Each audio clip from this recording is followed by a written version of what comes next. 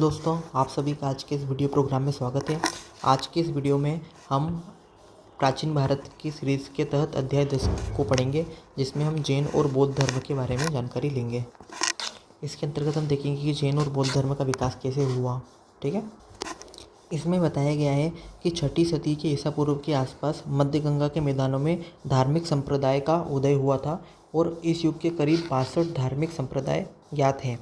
उद्भव के कारणों की बात की जाए तो वैदिकोत्तर काल में समाज स्पष्टतः 4 वर्णों में विभाजित था, जिसमें ब्राह्मण, क्षत्रिय, वैश्य और शूद्र वर्ण थे। अब क्या हो रहा था कि ब्राह्मण वर्ग जो था वो पुरोहित था, उसके पास शैक्षिक अधिकार और कर्तव्य थे, ठीक है, और वो समाज में सबसे ऊंचा समझा जाता था। वहीं एक था शूद्र वर्ग जो था वो राजा वर्ग था, जिस पर शासन का बागडोर थी अपने हाथ में, तथा युद्ध करते थे और शासन करते थे, ठीक है, और किसानों के लिए करों पर जीते थे। जबकि जो वैश्य वर्ग था वो पशुपालन और व्यापार करता था और यही मुख्य करदाता था। यद्यपि इन्हें 2 उच्च वर्णों के साथ द्विज नामक समूह में स्थान दिया गया था। द्विज क्या था? द्विज जो था वो जनेऊ पहनने को द्विज कहते थे। द्विज को जनेऊ पहनने का और वेद पढ़ने का अधिकार था। इन तीनों वर्णों की सेवा करने का दायित्व जो था वो शूद्र वर्ग के हाथ में था।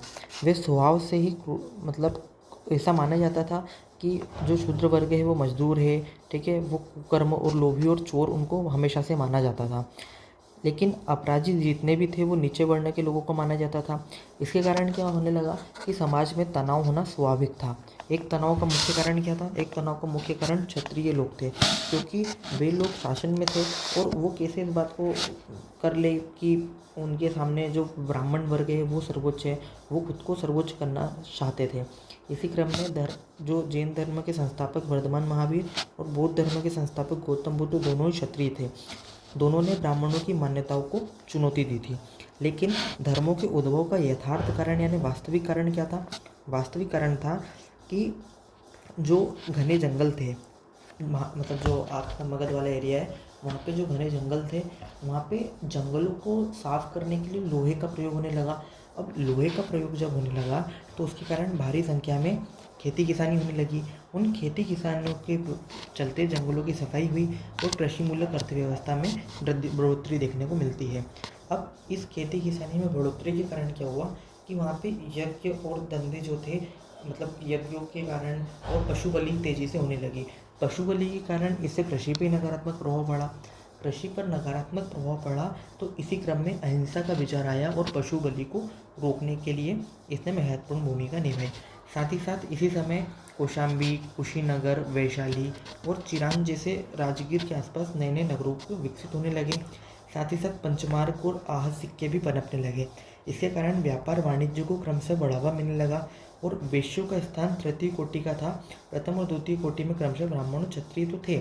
स्वभावतः वे किसी ऐसे धर्म की खोज करने लगे थे, कौन? वैश्य लोग, जो उनकी सामाजिक स्थिति को सुधार सके।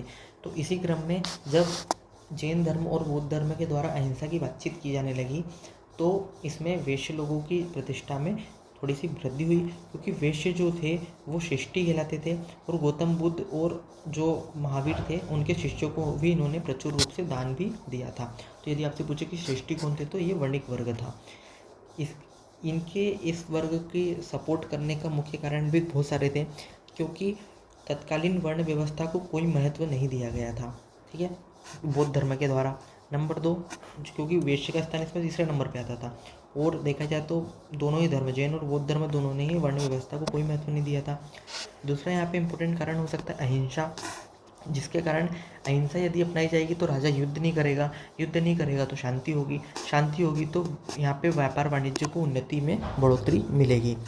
तीसरा मुख्य कारण यहाँ पे रखा गया कि सूद पर धन लगाने के कारोबार को निंदनीय माना गया और ऐसे लोगों को अधम कहा गया। जो सूद पर जीवन जीने वाला अधम कहलाता था, ठीक है। वहीं दूसरी ओर एक ऐसा वर्ग भी था जो धन संचय के खिलाफ था। उनका ये मानना था कि युद्ध और हिंसा भी गलत है, अतः ऐसे वर्ग को करने के लिए और ऐसे वर्ग में जहाँ पर जैन और बौद्ध धर्म लोकप्रिय हो गया। इस असमानता के कारण लोगों का जीवन दर्द दुख में होने लगा था। ये लोग क्यों धन संचय को बुरा मानते थे? क्योंकि इससे ना धन संचय के कारण ना शत्रुता बढ़ रही थी, और शत्रुता बढ़ने के साथ साथ ही हिंसा और घृणा भी बढ़ रही थी। इसके कारण अशांति होती थी, और ये लोग चाहते थे कि हम पहले कितने सुखी थे, हम मतलब हमारे पास एक प्रकार से सामूहिक संपत्तियाँ हुआ करती थी, निजी संपत्तियाँ नहीं थी। तो वो एक प्रकार के आदिम जीवन में लौटना चाहते थे। बौद्ध और जैन दोनों ही संप्रदाय सरल, शुद्ध और संयमित जीवन जीने के पक्षधर थे। अतः इन लोगों को आकर्षित किया इस धर्म के द्वारा। वहीं आगे उन्होंने गंगा घाटी के जीवन में विकसित हुए भौतिक सुख सुविधाओं का भी विरोध किया। दूसरे शब्दों में ईसा पूर्व की 6ठी सदी में मध्य गंगा के मैदानों में हम भौतिक जीवन में हुए परिवर्तन के विरुद्ध उसी प्रकार की प्रतिक्रिया देखते हैं जैसी प्रतिक्रिया आधुनिक काल में औद्योगिक क्रांति में आए परिवर्तन के विरुद्ध देखने को मिलती है। औद्योगिक क्रांति ने जिस प्रकार बहुत से लोगों के मन में जीवन में लौट जाने की चाह जगाई, उसी प्रकार अतीत के लोग भी लोह युग में जिंदगी में लौट जाना चाहते थे। आगे यहाँ पर बताया गया है वर्तमान महावीर और जैन संप्रदाय के बारे में। ठीक है, जैन तीर्थंकर होते थे। ये तीर्थंकर जो होते थे, इसकी टोटल संख्या 24 है। 24वें तीर्थंकर महावीर हैं। इन तीर्थंकरों की जो अधिकतर मध्य गंगा के मैदानों में उत्पन्न हुए और निर्वाण प्राप्त किया। मिथक कथा जैन संप्रदाय की प्राचीनता को सिद्ध करने के लिए गढ़ी गई थी। ठीक है, 540 में वैशाली के पास किसी गाँव में भगवान महावीर का जन्म हुआ था। उनके पिता सिद्धार्थ क्षत्रिय कुल के थे और माता त्रिशला थी, जो लिच्छवी नरेश चेतक की बहन थी। आरंभ में महावीर गृहस्थ जीवन जीते थे, किंतु 12 वर्ष तक वे जहाँ जहाँ भटकते रहे। तब जब 45 वर्ष की अवस्था में उन्हें केवल्य की प्राप्ति हुई थी।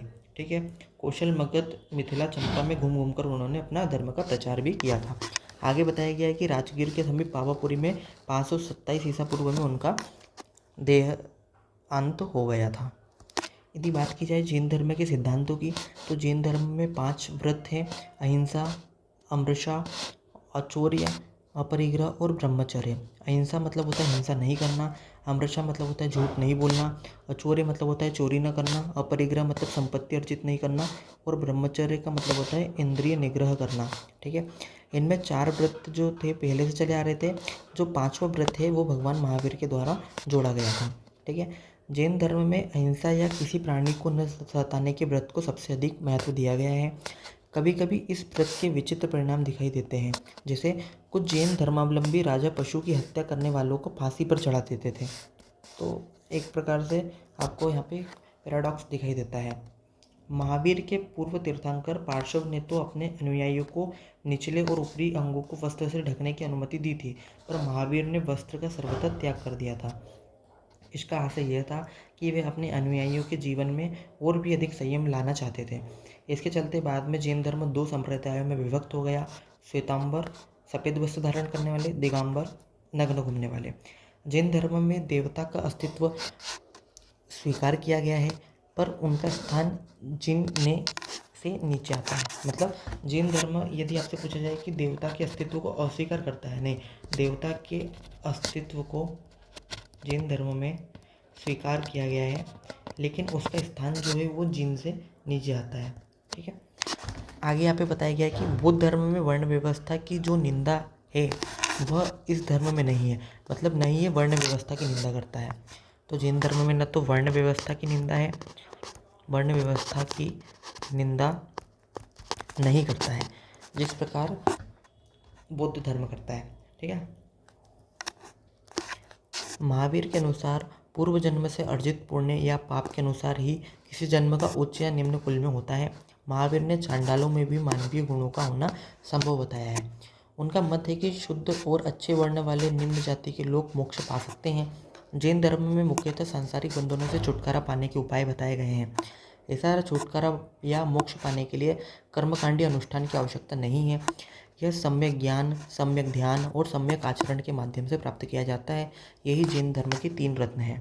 तो यहाँ पे जैन धर्म के 3 रत्न हैं: सम्यक ज्ञान, सम्यक आचरण और सम्यक ध्यान। ठीक है, ये जैन धर्म के 3 रत्न हैं। आगे यहाँ पे बताया गया है कि जैन धर्म में युद्ध और कृषि दोनों ही वर्जित थे, क्योंकि वो अहिंसा का समर्थन करते थे। फलतः जैन धर्मावलंबी व्यापार और वाणिज्य करने वाले की संख्या में बढ़ोतरी हुई थी। जैन धर्म का प्रचार। जैन धर्म के उपदेशों के प्रचार प्रसार के लिए महावीर ने अपने अनुयायियों का एक संघ बनाया था, जिसमें स्त्री और पुरुष दोनों को स्थान मिला था। महावीर के अनुयायियों की संख्या 14,000 बताई गई है, जो कोई बड़ी संख्या नहीं है। चूँकि जैन धर्म ने अपने को ब्राह्मण धर्म से स्पष्टतः पृथक नहीं किया, इसीलिए वह लोगों को अधिक संख्या में आकृष्ट करने में असफल रहा। ऐसा रहते हुए भी जैन धर्म धीरे धीरे दक्षिण और पश्चिम भारत में फैला, जहाँ ब्राह्मणीय धर्म कमजोर था।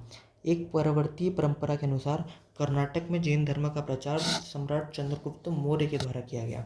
ठीक है, उन्होंने जैन धर्म को अपना लिया और राज्य को त्याग दिया। अपने जीवन के अंतिम वर्ष में देखा जाए तो चंद्रगुप्त मौर्य जो थे वो जैन साधु होकर कर्नाटक में जैन धर्म का प्रचार करने में बिताए, लेकिन इस परंपरा की पुष्टि अन्य किसी स्रोत में नहीं मिलती हमको। आगे इसमें लिखा गया है कि दक्षिण भारत में जैन धर्म फैलाने का दूसरा कारण ये बताया जाता है कि महावीर के निर्वाण के 200 वर्ष बाद मगध में भारी अकाल पड़ा। इसमें एक घटना इंपॉर्टेंट है कि मगध में एक बार अकाल पड़ा था, तो अकाल के दौरान बहुत से जैन भद्रबाहु के नेतृत्व में प्राण बचाने के लिए दक्षिण भारत चले गए, जबकि कुछ लोग स्थिलबाहु के नेतृत्व में वहीं पर रुक गए थे। ठीक है, तो भद्रबाहु स्थिलबाहु, जो भद्रबाहु के नेतृत्व में जब दक्षिण में चले गए और जब वो वापस आए तो उन्होंने देखा कि जहाँ वहाँ के जो मगध में जो रुके हुए थे स्थिलबाहु के नेतृत्व में, उनका उन्होंने विरोध किया और उन्होंने पूछा कि इन्होंने आपने जब अकाल के दौरान जैन धर्म का ठीक से पालन, नियमों का पालन ठीक से नहीं किया है। लेकिन जो मगध में रहे उन्हें नियमों का पालन नहीं किया है, शिथिल हो गए थे। इसी प्रकार जब दक्षिण वाले जो जैन थे उनको दिगंबर कहा गया और जो मगध में रहे थे उनको श्वेतांबर कहा गया। ठीक है, अकाल होने की परंपरा बाद की है और ये संदेहास्पद भी मानी जाती है, परंतु कर्नाटक में जैन धर्म के फैलने का पुरातात्विक साक्ष्य ईसा की 3वीं सदी से पहले का नहीं मिलता है। बाद की सदियों में, विशेषकर 5वीं सदी में कर्नाटक में बहुत सारे जैन मठ स्थापित हुए जो बस्ती कहलाते थे। ठीक है, तो आपसे यदि पूछा जाए कि प्राचीन भारतीय इतिहास में बस्ती क्या है, तो ये बस्ती क्या है, इन्हें कहते हैं जैन मठ कहा जाता है, जैन संघ कहा जाता है। उनके भरण पोषण के लिए राजा उन्हें भूमिदान भी देते थे। कलिंग या उड़ीसा में जैन धर्म का प्रचार ईसा पूर्व की 4वीं सदी में हुआ है। पहली सदी में इसे आंध्र और मगध के राजाओं को पराजित करने वाले कलिंग नरेश खारवेल का संरक्षण प्राप्त था। ईसा पूर्व की पहली सदी में जैन धर्म तमिलनाडु के दक्षिण भाग में भी पहुंच गया था। बाद की सदियों में जैन धर्म मालवा, गुजरात, राजस्थान में फैला और इन क्षेत्रों में आज भी जैन धर्मावलंबियों की संख्या अधिक है। ठीक है, व्यापार वाणिज्य में लगे हुए हैं। और ठीक है, अब जैन धर्म का क्या योगदान रहा है उसके बारे में देखते हैं। जैन धर्म ने ही सबसे पहले वर्ण व्यवस्था और वैदिक कर्मकांड की बुराइयों को रोकने के लिए गंभीर प्रयास किए।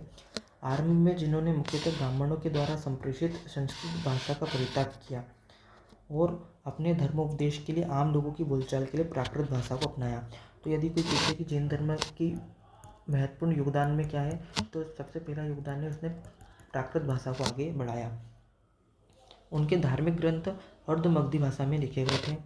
ये ग्रंथ ईसा की 6वीं सदी में गुजरात में बल्लभी नामक स्थान में, जो एक महान विद्या का केंद्र था, अंतिम रूप से संकलित किए गए।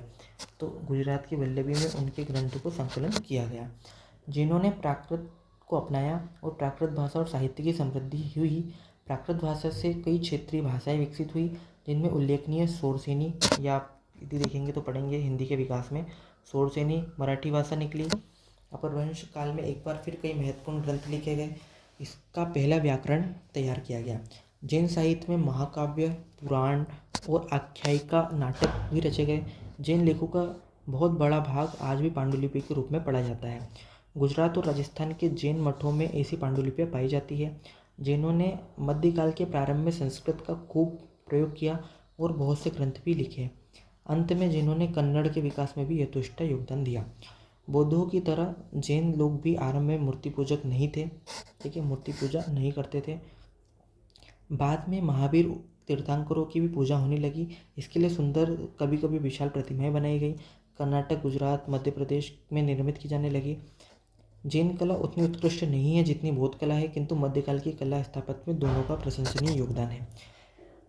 अब आगे हम देखेंगे कि किस प्रकार गौतम बुद्ध और बौद्ध धर्म का प्रचार प्रसार देखने को मिलता है। यदि बात की जाए गौतम बुद्ध की, तो गौतम बुद्ध जो है वो महावीर के समकालीन है। यहाँ पे हमें जानकारी मिलती है कि गौतम बुद्ध और सिद्धार्थ दोनों महावीर समकालीन थे। पहला। दूसरा, वो साकी वंश के थे। कपिलवस्तु लुम्बिनी में उनका जन्म हुआ था। उनकी माता कौशल राजवंश से संबंधित थे। गौतम बुद्ध ने अपने ज्ञान का प्रथम वाचन जो था वो सारनाथ में किया था और वो काफ़ी घूम फिर करते थे। ठीक है। और यदि उनके स्वर्गवास की बात की जाए तो वो कुशीनगर में हुआ था। ठीक है। देवरिया जिले के कसिया गांव में की जाती है। किंतु पुरातत्व के आधार पर वर्धमान महावीर और गौतम बुद्ध को निश्चित रूप से 6वीं शताब्दी में रखना कठिन है। दोनों को संबंध नगरों से है जिनका उदय 500 ईसा पूर्व तक नहीं हुआ था। अब गौतम बुद्ध के यदि सिद्धांत, बौद्ध धर्म के सिद्धांत की बात की जाए तो बुद्ध बड़े व्यावहारिक सुधारक थे। उन्होंने अपने समय की वास्तविकताओं को खुली आंखों से देखा। वे उन निरर्थक वाद विवादों में नहीं उलझे। उन्होंने आत्मा परमात्मा के बारे में जो जोरों से चल रहे थे, उन्होंने सांसारिक समस्याओं को महत्वपूर्ण समझा। उन्होंने संसार दुखमय है और लोग केवल काम के कारण दुख में होते हैं, मतलब इच्छा और तृष्णा के कारण। यदि काम अर्थात लालसा पर विजय प्राप्त कर ली जाए तो निर्वाण प्राप्त हो जाएगा, जिसका अर्थ है जन्म और मृत्यु के चक्र से मुक्ति। गौतम बुद्ध ने दुख की निवृत्ति के लिए अष्टांगिक मार्ग को बताया। अष्टांगिक मार्ग ईसा पूर्व की 3वीं सदी के आसपास एक ग्रंथ के रूप में बुद्ध के द्वारा बताया गया था। ठीक है। 8 साधन है। जैसे जैन धर्म में 3 रत्न थे, वैसे यहाँ पे अष्टांगिक मार्ग है। इस अष्टांगिक मार्ग में क्या क्या है? अष्टांगिक यदि बात की जाए अष्टांगिक मार्ग की तो इसमें सम्यक दृष्टि, सम्यक संकल्प, सम्यक वाक, सम्यक कर्मांत, सम्यक आजीव, सम्यक व्यायाम, सम्यक स्मृति और सम्यक समाधि को शामिल किया जाता है। यदि कोई व्यक्ति इन 8 मार्गों का अनुसरण करता है तो उसे पुरोहित के फेर में नहीं पड़ना होगा और वह अपना लक्ष्य प्राप्त कर लेगा। ठीक है। उनकी शिक्षा है न अत्यधिक विलास करना, न अत्यधिक संयम जताना। वे मध्यम मार्ग के प्रशंसक थे।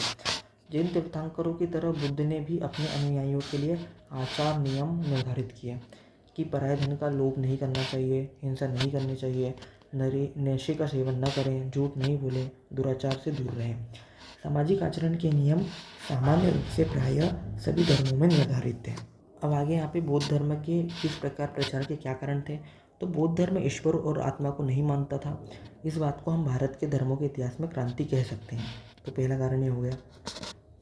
बौद्ध धर्म शुरू से दार्शनिक वाद विवाद के जंजाल में फंसा नहीं था, इसीलिए यह सामान्य लोगों को भाया, क्योंकि इसमें किसी प्रकार की चीज़ों को लेकर वाद विवाद नहीं थे, क्लियर कट थे इनमें चीज़ें।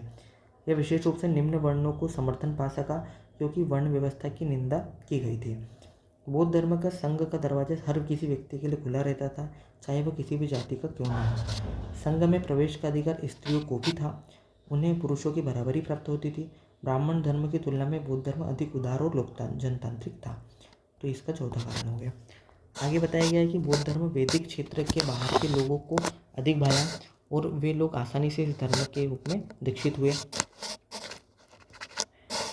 भगत के निवासी इस धर्म की ओर तुरंत उन्मुख हुए क्योंकि कट्टर ब्राह्मण उन्हें नीच मानते थे और मगध आर्यों की पुण्य भूमि आर्यवर्त अर्थात आधुनिक उत्तर की सीमा से बाहर पड़ता था। अभी भी उत्तर बिहार के लोग गंगा के दक्षिण मगध में रहना पसंद नहीं करते। ठीक है। बुद्ध के व्यक्तित्व और धर्मोपदेश करने की उनकी प्रणाली दोनों ने बौद्ध धर्म के प्रचार में सहायता प्रदान की। ठीक है। वे भलाई करके बुराई को भगाने, प्रेम, घृणा, इस सब चीज़ों के माध्यम से, निंदा और गाली से उन्होंने क्रोध नहीं आता था। कठिन स्थितियों में वे धीरे धीरे शांत रहना सीखे। विरोधियों का सामना चातुर्य के साथ किया। कहा जाता है कि एक बार अज्ञानी व्यक्ति ने उन्हें गालियाँ दी, वे चुपचाप सुनते रहे।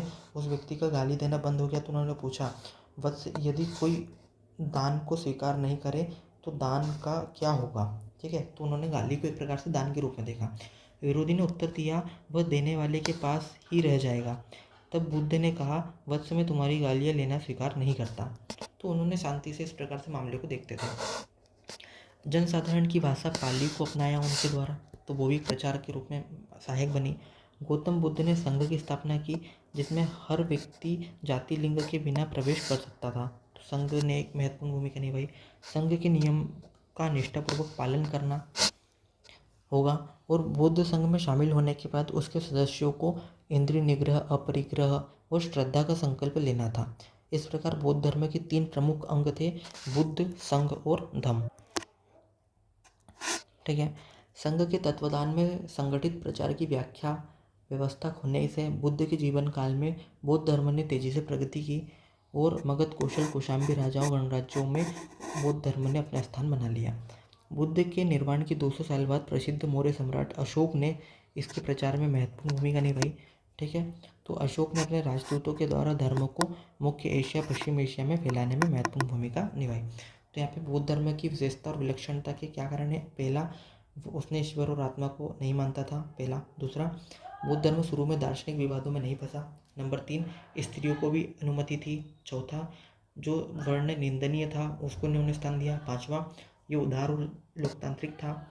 छठा, इसमें बौद्ध धर्म ने आर्यों की पुण्यभूमि वाले क्षेत्रों में से बाहर वाले क्षेत्रों में भी अपना योगदान निभाया, आगे धर्म उपदेश दिए। सातवां, जनसाधारण की भाषा पाली को अपनाया, संघ की स्थापना करी और अशोक जैसे राजाओं के द्वारा भी इसका प्रचार किया गया। लेकिन आगे जाके बौद्ध धर्म का ह्रास हुआ। इसके मुख्य कारण क्या थे? ईसा की 12वीं सदी तक आते आते बौद्ध धर्म अपना लुप्त हो गया भारत से, और कुछ परिवर्तित रूप में यह बंगाल, बिहार और 11वीं सदी तक, किंतु उसके बाद धर्म सारे देश से पूर्णतः चला गया। हम देखते कि आरंभ में यह धर्म सुधार की भावना को प्रेरित करता था, परंतु कालक्रम में आते आते कर्मकांड और अनुष्ठान के जाल में ही फंस गया। इनकी वह प्रारंभ में निंदा करता था, वो खुद उसी चीज़ों को अपनाने लगा था। तो पहला कारण हो गया। बौद्ध धर्म में भी स्वरूप परिवर्तन का ऐसा चक्र चला जिसमें ब्राह्मण धर्म की वे सारी बुराइयां शामिल हो गई जिसके विरुद्ध उसने अपनी लड़ाई छोड़ी थी। तो दूसरा कारण ये हो गया। बौद्ध धर्म को चुनौती का मुकाबला करने के लिए ब्राह्मण ने अपने धर्मों में सुधार किया।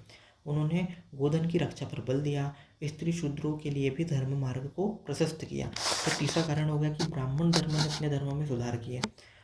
आगे दूसरी ओर बौद्ध धर्म ने विकृति आती गई। धीरे धीरे बौद्ध भिक्षु जनजीवन और मुख्य धारा में लौटते चले गए। उन्होंने जनसामान्य की भाषा पाली को भी छोड़ दिया और संस्कृत को पकड़ लिया। तो अपने जिस चीज़ से उन्होंने अपने खुद का प्रचार किया था पाली भाषा से, वो खुद ही अब संस्कृत की ओर लौट गए थे। इस चढ़ावे के अतिरिक्त बौद्ध विहारों को राजाओं से भी भारी धन मिलता था। इन सभी में बौद्ध धर्म में भिक्षुओं का जीवन सुख सुविधाओं से संपन्न हो गया। और नालंदा जैसे बौद्ध विहार तो 200 गांव से तहसील लेते थे। 7वीं सदी तक आते आते बौद्ध विहार विलासी लोगों के प्रभुत्व में आ गया। ठीक है, तो संघ भी अब कमजोर होने लगे थे। बुद्ध ने कड़ाई से इसका निषेध किया था, लेकिन संघ अपना रहे थे। बुद्ध धर्म का यह नया रूप वज्रयान नाम से प्रसिद्ध हुआ। ठीक है, बिहारों में अपार संपत्ति, स्त्रियों के प्रवेश होने से स्थिति और बिगड़ गई। बुद्ध भिक्षु नारी का भोग की वस्तु समझने लगे। और एक समय बुद्ध ने अपने प्रिय शिष्य आनंद से कहा था, यदि बिहारों में स्त्रियों का प्रवेश न हुआ तो यह धर्म 1000 वर्ष तक टिकता, लेकिन जब स्त्रियों को प्रवेशाधिकार दे दिया गया है तो अब यह धर्म केवल 500 वर्ष तक टिकेगा। क्योंकि स्त्रियों के प्रवेश के कारण जो भिक्षु थे वो अपने भोग विलास में डूब गए। कहा जाता है कि ब्राह्मण शासक पुष्यमित्र शुंग ने बुद्ध को हराया था, तो एक कारण ये भी है इसका। सताए जाने के उदाहरण देखने को मिलते हैं। शैव संप्रदाय के हुन राजा मीरकुल ने सैकड़ों बौद्धों को मृत्यु की घात उठाया, बोधि वृक्ष को भी काट डाला। ठीक है, हुआन सांग में ने लिखा है कि 1600 स्तूप विहार तोड़े गए और हजारों भिक्षुओं को मार डाला गया। इससे कुछ न कुछ सच्चाई अवश्य होगी। इस पर बौद्धों की प्रतिक्रिया कई देवमालाओं में देखी जा सकती है। बिहारों में अपार संपत्ति को देखकर तुर्की हमलावरों ने भी इन पर आक्रमण किया और वो भी इस प्रकार का एक कारण बना। तो यहाँ पर हमें बुद्ध उनके बौद्ध धर्म के पतन के कारण देखते हैं क्या क्या। पहला, जो बौद्ध संघ था वो खुद आपस में कर्मकांडी हो गया था, नंबर 1। नंबर 2, उन्होंने ब्राह्मणों के द्वारा अपनाई जाने वाली विचित्र चीज़ों को अपना लिया था। नंबर 3, जो ब्राह्मण थे वो सुधार करने लगे थे अपने धर्म में। चौथा, आपको शुंग वंश के राजा के बारे में पुष्यमित्र शुंग ने इन्हें प्रताड़ित किया। शैव संप्रदाय के मिहिर कुल से मिलती है। साथ ही साथ तुर्की हमलावर जो थे वो भी लालची थे, उन्होंने भी आक्रमण किया। बौद्ध धर्म के उपदेयता और प्रभाव क्या थे? तो संघ, बौद्ध संघ धर्म अंततः लुप्त हो जाने पर भी भारत के इतिहास में अमिट छाप छोड़ चुका है। जैसे लोहे के फल वाले हल से चली खेती, व्यापार, सिक्कों के प्रचलन ने व्यापारिक अमीरों को धन संचित करने पर मिला और 80 कोटि धन को व्यक्ति की चर्चा भी मिलती है। इस सभी से स्वभावतः सामाजिक और आर्थिक असमानता भारी मात्रा में उत्पन्न हुई। इसीलिए बौद्ध धर्म ने घोषणा की कि धन संचय नहीं करना चाहिए। इस धर्म के अनुसार दरिद्रता, घृणा, क्रूरता और हिंसा की जननी है। इन बुराइयों को दूर करने के लिए बुद्ध ने उपदेश दिए कि किसानों को बीज और अन्य सुविधाएं मिलनी चाहिए और धन मिलना चाहिए, श्रमिकों को मजदूरी मिलनी चाहिए, इन उपायों की अनुशंसा सांसारिक दरिद्रता को दूर करने के लिए है, तो इसीलिए इसकी प्रासंगिकता भी और ये इसका प्रभाव भी है। भिक्षुओं के आचरण में आए नियम बनाए गए। ईसा पूर्व की 6वीं और 5वीं सदी में पूर्वोत्तर भारत की भौतिक स्थिति के प्रति हो रही प्रतिक्रिया की झलक यहाँ पर देखने को मिलती है। भिक्षुओं के भोजन और उनके यौन संबंध पर अंकुश लगाए गए। भिक्षु सोना चांदी ग्रहण नहीं कर सकते थे, वे खरीद बिक्री नहीं कर सकते थे। ये नियम तो बुद्ध की मृत्यु के बाद शिथिल कर दिए गए, परंतु आरंभिक नियम एक प्रकार की आदिम साम्यवाद समाज की ओर लौटने पर बात करता है। आचार नियम पूर्वोत्तर भारत के ईसा पूर्व की विकसित हुए और विलासितापूर्ण जीवन पर उन्हें नियंत्रण स्थापित किया। बौद्ध धर्म में ईसा पूर्व की 5वीं सदी की भारतीय जीवन में उत्पन्न बुराइयों को दूर करने के लिए प्रयत्न किए गए। संघ में कर्जदारों का प्रवेश वर्जित कर दिया गया, जिससे स्पष्ट होता है कि महाजनों और धनवानों का लाभ हुआ, क्योंकि कर्जदार अब संघ में शामिल होकर उनके शिकंजे से मुक्त नहीं हो सकते थे। इसी प्रकार संघ ने दासों के प्रवेश पर निषेध का नियम लगाया, जो दासों के स्वामियों के लिए लाभकर सिद्ध हुआ। इस प्रकार गौतम बुद्ध के उपदेशों और नियमों में भौतिक जीवन में आए परिवर्तन को पूरी ध्यान में रखकर सैद्धांतिक रूप से इसको दृढ़ रूप से संकल्पित किया। निसंदेह बौद्ध धर्म का लक्ष्य था मानव के मुक्ति या निर्वाण का मार्ग दिखाना। जो लोग पुराने और कबायली समाज के विघटन और निजी संपत्ति के प्रचलन से उत्पन्न हुई घोर सामाजिक असमानताओं को बर्दाश्त नहीं कर सकते थे, उन्हें तो बौद्ध धर्म में कुछ राहत मिली, किंतु राहत भिक्षुओं के लिए भी संभव थी। गृहस्थ अनुयायियों के लिए तो छुटकारे का कोई उपाय था ही नहीं। आगे इसमें बताया गया है कि बौद्ध धर्म ने स्त्रियों और शूद्रों के लिए दरबार खोलकर गहरा प्रभाव डाला और वे इस प्रकार से यहाँ पर संघ में शामिल हुए। बौद्ध धर्म ने अहिंसा, जीव मात्र के प्रति दया रखने के विचार को अपनाया। प्राचीनतम बौद्ध ग्रंथ सुत्त निपात में गाय के भोजन के रूप में और सुख देने वाली कहा गया है। ठीक है, इस प्रकार उसकी रक्षा करने का उपदेश दिया है। तो गाय को अन्नदा वन्नदा सुखदा कहा गया है। यह उपदेश ऐन मौके पर लाया गया जब आर्योत्तर लोग मांस के लिए, आर्य लोग धर्म के लिए पशुधन का संहार करने लगे। बौद्ध धर्म ने बौद्धिक और साहित्यिक जगत में भी योजना चेतना को जागृत किया। इसने लोगों को सुझाया कि किसी वस्तु को यूं ही नहीं बल्कि भली भांति गुण दोष का विवेचन करके ग्रहण करना चाहिए। बहुत हद तक अंधविश्वास का स्थान तर्क ने ले चुका था इस समय तक, और इस समय बहुत ही साहित्य की रचना भी की गई थी। आगे जाके आरंभिक पाली साहित्य की 3 कोटियों में बढ़ गया। प्रथम बुद्ध के समय संघ और धम्म के रूप में। ईसा की प्रथम 3 सदियों में पाली और संस्कृत को मिलाकर बौद्ध ने एक नई भाषा को मिश्रित किया। ठीक है, पूर्वी भारत की कुछ विख्यात अपभ्रंश अपकृतियों में भी इसका योगदान देखने को मिलता है। प्राचीन भारत की कला बौद्ध धर्म का स्पष्ट प्रभाव देखने को मिलता है। भारत में पूजित पहली मानव प्रतिमाएं शायद बुद्ध की ही है। ठीक है, और यहाँ से हमें यूनान और भारतीय संस्कृति, गांधार संस्कृति की भी इसके द्वारा योगदान देखने को मिलता है, जिसमें बुद्ध की काफ़ी सारी प्रतिमाएं बनाई गई थी। ठीक है, तो ये आपका बौद्ध धर्म है और इससे संबंधित कुछ क्वेश्चन यहाँ पे प्रैक्टिस के लिए दिए गए हैं। बौद्ध धर्म के मुख्य उपदेशों का वर्णन करें, भारतीय समाज पर इसका क्या प्रभाव है, ये आप लिख सकते हैं। जैन धर्म के उपदेश और भारतीय समाज पर प्रभाव लिख सकते हैं। जैन और बौद्ध धर्म के सामाजिक आर्थिक पृष्ठभूमि क्या थी, दोनों धार्मिक पहलू क्या थे। तो आप इस प्रकार के क्वेश्चन के माध्यम से आपके अध्याय की जो तैयारी की गई है उसकी आप प्रैक्टिस भी कर सकते हैं। मिलते हैं अगले वीडियो में।